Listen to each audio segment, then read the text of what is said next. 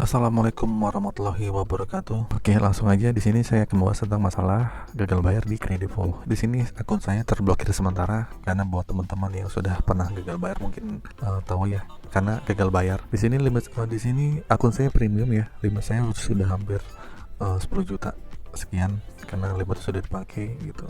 Ya hampir 10 juta lah di sini.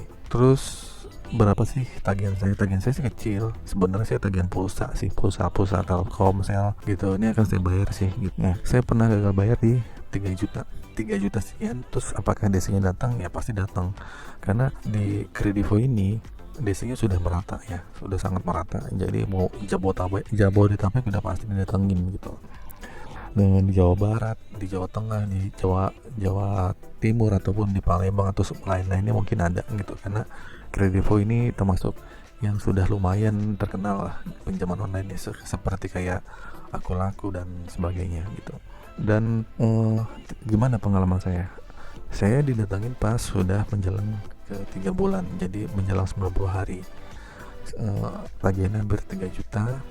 DC-nya datang, saya dicicil, sebulan dicicil. Jadi pas datang itu sebenarnya saya agak bingung. Kenapa? Karena setahu seingat saya, mungkin saya lupa ya, saya itu memasuki alamat data saya itu alamat sesuai KTP, tapi nggak tahu kenapa ini DC-nya bisa datang ke alamat tempat kosan saya gitu loh. Tapi pas dibuka aplikasi ternyata emang saya memasukkan data lokasi tempat tinggal saya berada, maksudnya di kosan saya gitu kan. Kok bisa ya gitu, tapi nggak akurat titiknya itu agak melenceng beberapa ratus meter lah dari tempat saya gitu. Jadi emang kayaknya sih DC-nya tanya-tanya gitu, atau mungkin pas pengajuan saya di lokasi itu, saya terdeteksi di lokasi itu. Ya udah, akhirnya emang di situ yang didatangi, bukan datangin di alamat KTP. Makanya saya juga bingung, karena itu kan ini rawatan saya agak lupa ya. Dulu saya pernah masukin alamat sesuai KTP atau alamat tempat tinggal saya berada gitu ya, di kosan saya. Nah, di situ saat itu di rumah ada istri kan saya kerja. Makanya istri kaget, kok bisa datang ke sini gitu. Nah, DC itu sebenarnya baik ya. Kebetulan saya datang dengan orang-orang yang baik ya, DC-nya gitu kan, dan tidak gaduh juga gitu kan. Dia ngasih surat, ngasih ini, terus ya udah diterima istri saya. Ya udah, terus tapi istri saya bilang ya udah, suruh ke kantor saya aja gitu. Balik lagi istri saya ini nggak mau gitu, seperti di ADC Aku Laku yang kemarin ya saya bahas di video ini nih. Nggak datang juga gitu. Dia saya nggak mau datang ke kantor, tapi bolak-balik ke rumah gitu. Saya sih kebetulan emang ada dana, tapi saya pengen cicil, dan kebetulan juga mau di akhir bulan kan. Tapi di sini bolak-balik rajin banget gitu. Sebelum jatuh tempo, sebelum hari yang saya dijanjikan, dia udah bolak-balik. Misalkan 2 minggu sebelum saya gajian tuh udah datang, dan dia datang lagi gitu. Misalnya seminggu kemudian, dimarahin dong masih saya, ngapain sih mas bolak-balik mulu ke sini gitu kan. Kalau mau ketemu suami saya tinggal ke kantor aja gitu, bisa ketemu, bisa ngobrol.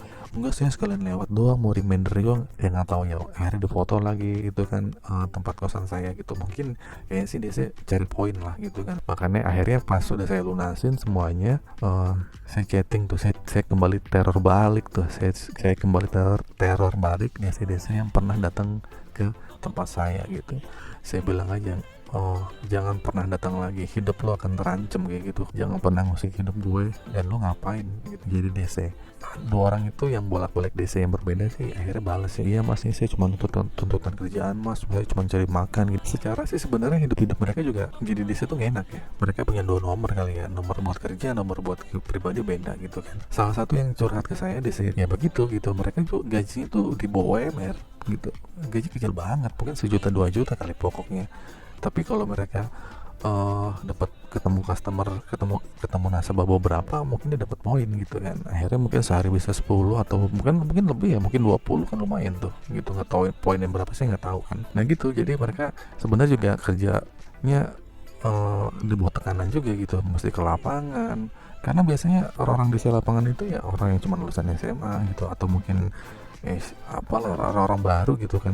Orang-orang mungkin yang SMP juga ada, orang-orang Ambon kayak gitu lah, nggak ngerti lah gitu. Kebetulan sih Kredivo baik-baik sih datang ya gitu.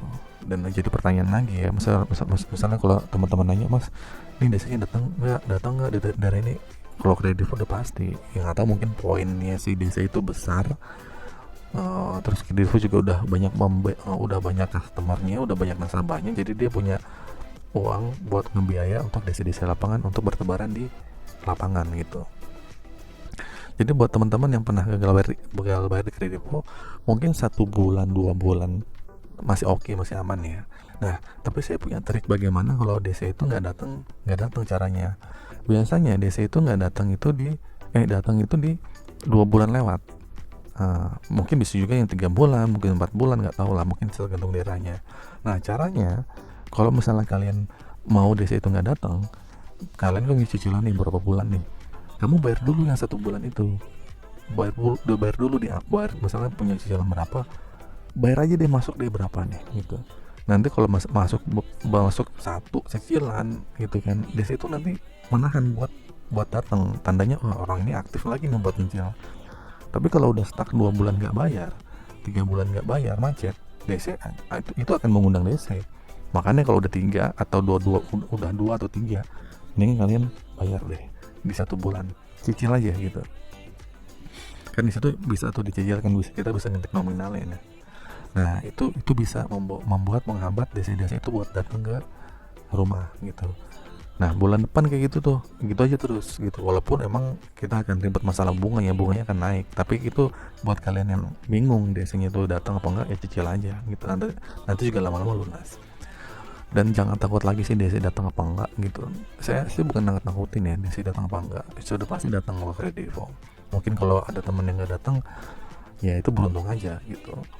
Nah buat teman-teman kalau misalnya di Kredivo ini mengalami gagal bayar, ya udahlah, hadapi aja gitu kan. Jangan pernah gali lubang tutup lubang ya. Ya mungkin trik dari saya itu ya caranya bayar 1 bulan cicilan aja tuh boleh kok dikasihnya gitu kan. Selama akun terblokir masih bisa buat bayar. Ya kecuali buat pinjam lagi. Sedikit cerita juga ya, setelah saya melunasi itu semua, itu saya nggak bisa langsung mengajukan pinjaman. Ya mungkin bisa, mungkin 2-3 bulan lagi. Cuman akhirnya ada notifikasi akun Anda apalah gitu kan, nanti melalui email tuh ada gitu kan. Tapi saya bisa memakai yang di 30 hari, yang limitnya kira-kira hampir 1 juta ini masih bisa dipakai buat beli pulsa, beli apa gitu. Tapi kalau buat belanja limit yang 12 bulan, 6 bulan, 3 bulan ini nggak bisa. Apalagi buat pinjam online ini nggak bisa gitu ya, karena skor kreditnya buruk ya di sini saya gitu. Ya itu aja sih dari saya. Mungkin teman-teman punya pengalaman gagal bayar, cerita yuk, komen mungkin kalian punya pertanyaan, tanya aja, mungkin sebisanya saya jawab. Itu aja saya dari saya. Assalamualaikum warahmatullahi wabarakatuh.